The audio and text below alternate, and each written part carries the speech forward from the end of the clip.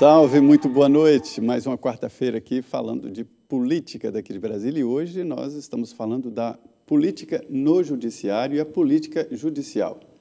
Os ministros do Supremo estão agora sob foco, né? Há uma lupa sobre o Supremo Tribunal Federal, sobre os julgamentos e posição de cada ministro. Antigamente ninguém sabia quem era ministro do Supremo, agora todo mundo conhece direitinho quais são os votos de cada ministro. Mas não é só o Supremo Tribunal Federal. O processo judicial ele é longo, vem lá da primeira instância, e é por isso que nós estamos conversando hoje aqui com o doutor Eduardo doutor Eduardo Brandão, é o presidente da AJUF, a Associação dos Juízes Profissionais do Brasil. Doutor Eduardo, a gente falava aqui da composição do Supremo Tribunal Federal e das vantagens e desvantagens de cada um que pensa, tem que ter mandato e tal. A gente viu também no passado de que a aposentadoria aos 60 anos e tal, passou para 75 anos para impedir indicações da ex-presidente Dilma Rousseff. E o senhor acha que melhorou ou piorou com essa chamada PEC da Bengala, agora já distante olhando? Ela é muito recente, né? Os ministros que estavam continuaram, né? E continuaram colaborando.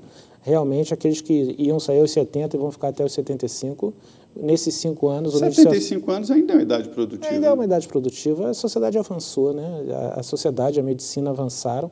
Eu não vejo... O ministro Celso de Mello vai sair agora com 75, mas nesses 5 anos que ele ficou entre os 70 e 75, ele colaborou muito com o país. E a origem dessa estrutura do Supremo é americana, lá fica até morrer, né? Então assim, eu não vejo a famosa PEC da Bengala que aumentou a idade mínima para a idade da aposentadoria compulsória para 75. Sinceramente, eu não vejo nenhum mal que ela tenha feito, né, em relação ao Supremo Tribunal Federal, não vejo nenhum mal. Obviamente que as carreiras não gostaram muito, que as carreiras não andaram, mas em relação porque não é só juízes federais, não é só os ministros do Supremo, os juízes federais também. Também, então assim, mas a verdade é que agora aprovada, a gente não viu nenhum prejuízo nesse momento, né, em relação a nomes. Né? Agora tem uma pressão aí para tentar reverter, né? O senhor acha que... Não acredito. Se vier alguma proposta, começar a chegar ali algo no plenário da Câmara a esse respeito, a AJUF vai se posicionar contra? Aí eu vou ter que ouvir a minha carreira, né? Porque é uma coisa que é uma realidade que envolve toda a carreira, né? E criou-se uma nova realidade, né? Antes a aposentadoria compulsória era os 70, passou aos 75. Se vier uma nova proposta, eu vou ter que ouvir minha carreira para saber a posição. Existem várias propostas, inclusive mandato, né, Denise? Tem várias lá. De mandatos, né? Definir mandatos, reduzir para 60. Para 70. 70. Tem emendas ali para mudar a maneira de indicar, né? Que a gente já falou aqui. Existem várias ideias no Congresso Nacional. Eu acho que todas têm suas vantagens e desvantagens. Eu acho que a gente tem que, assim, não acho que o atual sistema seja ruim, eu acho que o sistema é bom. Tem atendido, né? O Supremo Tribunal Federal, especificamente, teve num fogo cruzado, né, na polarização da sociedade que ocorreu nos últimos 4 anos. Você acha que reagiu bem? Eu acho que sim. Eu acho que reagiu bem. Não poderia ser mais firme na defesa da instituição, não? Eu acho que reagiu bem. Eu acho que ele manteve a sua distância em relação a alguns temas, em relação a essa polarização da sociedade, passou a segurança com a Suprema Corte, foi muito atacada, principalmente as pessoas de ministros, mas o Brasil sai dessa crise, que eu acho que ela está caminhando para o final, né, pelo menos a crise institucional, com a certeza de que o Supremo Tribunal Federal funciona e está atento à realidade. Eu vejo dessa forma, apesar de todos os ataques, porque a gente, nos últimos 4 anos, a gente teve uma polarização muito forte da sociedade. E o judiciário foi muito colocado em xeque em relação a isso. Mas eu acredito que o Supremo tenha saído muito bem, sim. Nessa pauta tem a prisão em segunda instância também, né? Que está sendo muito debatida. Está lá na Câmara, disse que já está, inclusive, pronto para a votação, mas com a pandemia, a comissão especial da PEC acabou suspensa também, como todas as demais comissões da Câmara dos Deputados, né? As do Senado já estão funcionando, mas as da Câmara ainda estão totalmente paradas, e as comissões mistas, que é o caso nem foram formadas, né? As comissões permanentes nem foram, não foram nem instaladas as comissões da Câmara, as do Senado estão funcionando. Como é que vai ser, voltando ao nosso assunto, prisão em segunda instância, como é que fica agora? Há uma pressão para votar logo? O senhor já conversou com o presidente da Câmara a respeito, com alguns deputados? Não, em relação a AJUF tem uma posição histórica né, continua com essa posição defendendo a prisão após a segunda instância. Nós entendemos que isso dá efetividade ao processo judicial, isso combate a sensação de impunidade, que é tão importante na nossa população. Então, a JUF tem uma posição histórica. A gente defende, a gente apoia esse tipo de proposta em emenda à Constituição, e é uma coisa interessante. O Supremo tinha uma posição, mudou a posição, depois mudou de novo, e aí o Parlamento chamou para si a discussão, e o que sair dali vai ser lei. Quer dizer, até o ministro Barroso, num dos livros dele, fala desse controle de constitucionalidade pelo Legislativo, né?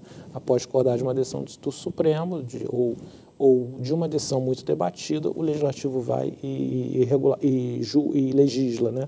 Então, eu acho muito interessante, mas a JUF tem uma posição histórica de defesa da prisão após a segunda instância. Então, a gente concorda. É interessante que muita gente acha que o Supremo é o fim da linha, que é um poder moderador, e não é. O processo democrático, ele se realimenta e faz os círculos. Quer dizer, o Supremo dá a última palavra, tem que ser cumprida, mas o Congresso, imediatamente no dia seguinte, pode mudar a Constituição e as leis e reiniciar o debate, né? Mas eu achei interessante a proposta do desembargador Cássio Nunes, né, de deixar isso, eu defendo, que deixe a cargo do juiz. O juiz é que tinha que definir. Porque na opinião pública, no imaginário popular, logo depois de um crime, quando o bandido é preso e colocado na viatura, no imaginário popular ele começa a cumprir a pena ali, dentro da viatura. E não é assim. Quando ele chega na delegacia, o advogado apresenta um habeas corpus e tal. Mas não ficaria a cargo do juiz, não acharia melhor, não? O juiz ter essa autonomia de, na segunda instância, falar, não, ele tem que começar a cumprir as penas. Mas aí o juiz, a decisão do juiz, cabe recurso para o tribunal, né? E aí o Tribunal de Justiça ou o Tribunal Regional Federal daria essa última decisão da manutenção daquela prisão pelo juiz. Hoje o juiz já declara a prisão, se entender que ele não pode apelar em liberdade após a sentença, o juiz já pode dar essa decisão.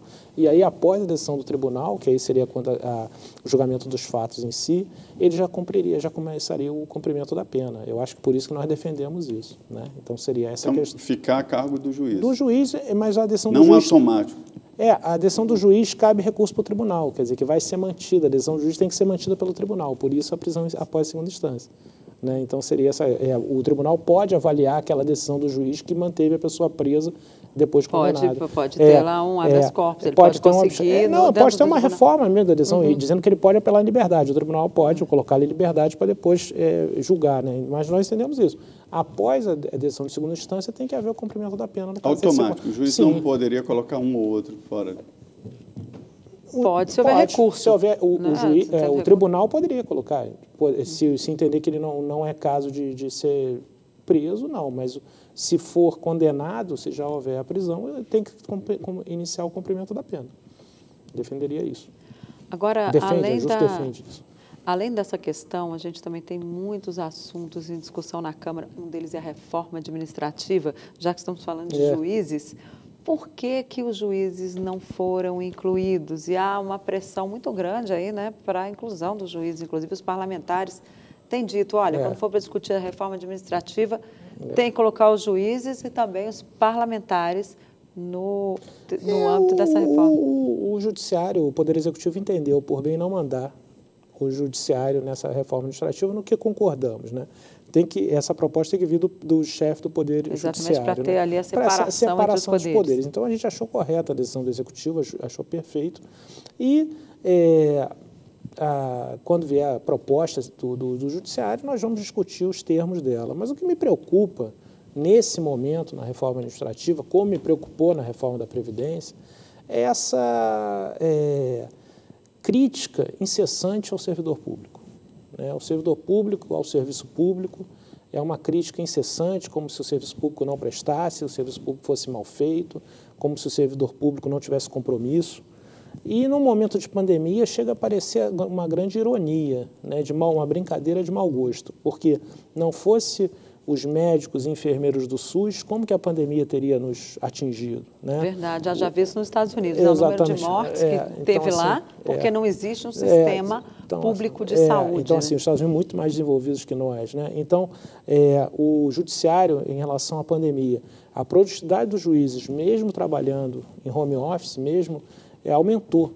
O Judiciário, devido ao compromisso dos juízes e servidores, a produtividade aumentou. Quer dizer, então, essa crítica incessante ao servidor público, isso tem que acabar. Né? O servidor público, ele faz concurso, ele se prepara, ele faz concurso, ele vai viver daquele salário, daquela remuneração, daquelas condições de trabalho, e ele tem um compromisso com a sociedade. Essa ideia que se criou, que o serviço público não presta, não serve para nada, isso é que nos preocupa, porque é noticiada uma reforma administrativa que, na verdade, está querendo trazer insegurança para o servidor público. E quem usa o serviço público? As pessoas que mais precisam. Né? Então, na verdade, você está desprotegendo os mais necessitados, quando você torna o serviço público completamente desinteressante. Né? Então, essa é uma preocupação grande que a gente tem com a reforma administrativa e do teor que ela vem sendo tratada. É muito bonito essa defesa do senhor, mas não é a realidade do Brasil. O serviço público brasileiro não é bom. Quando a gente precisa de um serviço público qualquer, é uma dificuldade muito grande. Né? O serviço público brasileiro é deficiente.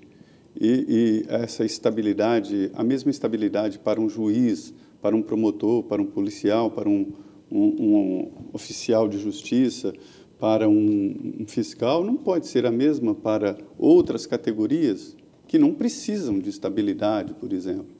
Eu acho que assim, é desequilibrado. Eu acho que você pode ter essa preocupação, você pode até ter as carreiras típicas de Estado. Sim, elas têm que ser até porque elas envolvem a democracia, né? A garantia da democracia. Garantia da democracia. Eu acho que assim, eu acho até que você pode ter essa discussão. Agora, o que não pode é sempre demonizar o servidor público. Isso eu assim, por exemplo, eu costumo ouvir muitas críticas em relação ao serviço de saúde do Brasil, ao SUS. Né? Todos nós ouvimos. E, como eu disse, na pandemia ele teve um resultado interessantíssimo. Sim, o SUS passou no teste, né? Assim, um teste que todos diziam que iria ser reprovado. Que se você olhar as notícias dos últimos 10 anos, você tem o SUS como foi uma referência na pandemia. Ou a Receita Federal, a Polícia Federal, o trabalho que vem fazendo. Eu falo dos trabalhos da União. Mas, doutor, o serviço público como um todo é indefensável. Se gasta muito. Né? É R$1 trilhão que o país, de um orçamento de 3 trilhões, gasta R$1 trilhão em salários só no Executivo Federal. Né? O orçamento do Supremo fica em quase R$1 bilhão. Mas eu acho que a gente tem que, Zé Maria, de combater os abusos, não acabar com a ideia do serviço público. A gente tem uma desigualdade de renda muito grande na população. Os mais necessitados dependem do serviço público. A gente tentar acabar com o serviço público, essa ideia, eu entendo, eu acho que o Estado pode ser reduzido, pode ser modernizado, pode ser reduzido. Agora, nunca dessa forma assim que tem que acabar tudo, assotada, tem que né? Assim como primeiro que eles não conseguiram nem definir no governo as carreiras típicas de Estado, deixaram essa tarefa para o Congresso Nacional. Não fizeram uma discussão lá dentro no momento que eles foram preparar a reforma administrativa. Isso já significa que a preliminar vai ser muito difícil você definir quais são as carreiras típicas de Estado que estarão mais protegidas dentro de uma reforma da Previdência. Aí eu já ouvi um deputado dizendo assim, porque motorista não precisa ser carreira típica de Estado. Tudo bem, mas o motorista da polícia que vai ter que sair cortando tudo para poder correr atrás de bandido, como é que vai ser? Motorista de ambulância não tem que ser uma pessoa que tenha uma habilidade maior ali, uma forma mais específica, e tem que ter uma tranquilidade para trabalhar, dirigir para um outro, de repente, para uma autoridade, não. Ele vai pegar ali e mesmo assim ele vai precisar ter alguma coisa porque ele vai ouvir coisas importantes ali, né? Então não é uma pessoa que vai estar assim, tem que ter uma segurança também, né, no serviço dele, porque ele vai ouvir, Denise, ele vai ter um segredo profissional ali que ele vai. Mas eu acho isso aí que você está falando tão bom que todos deviam ter. Eu acho que essa emenda devia assim, pega todo mundo, todo o Brasil e joga nas mesmas regras do serviço público. Porque uma pessoa se programa também para trabalhar numa determinada empresa, para se aposentar no futuro, para ter estabilidade. Então, eu acho que, se for assim defender, eu acho que a população 100% do Brasil devia entrar nas mesmas regras do serviço público, que é defensável. Mas só para dar um exemplo, desde 2013, quem entra no serviço público já entra no máximo pelo teto da Previdência. A população não sabe disso. Quando não tem mais a aposentadoria integral. Não tem uma aposentadoria integral com a paridade. A paridade de integralidade acabou em 2003. E a complementação é feita por um fundo de pensão. Se você quiser. Quer dizer, então a paridade de integralidade acabou em 2003. Mas é claro que todo mundo vai querer, porque é vantagem. Não necessariamente. Muitos que estavam no regime da paridade e integralidade migraram para o regime geral da Previdência e não fizeram não passaram para um fundo complementar de aposentadoria. Então, assim, quando a gente vê na reforma administrativa, a gente viu dizendo acabar com as superaposentadorias, acabar com os valores, quando já houve a reforma da Previdência. Então, são coisas que a gente tem que colocar, que são momentos que já passaram. Mesmo na reforma da Previdência, não foi noticiado que desde 2013 todo mundo entraria pelo teto. Quando se falou em privilégios do servidor público, na reforma da Previdência, todo mundo esqueceu de falar que desde 2013 todo mundo ia se aposentar pelo teto. É uma reforma feita no governo Lula.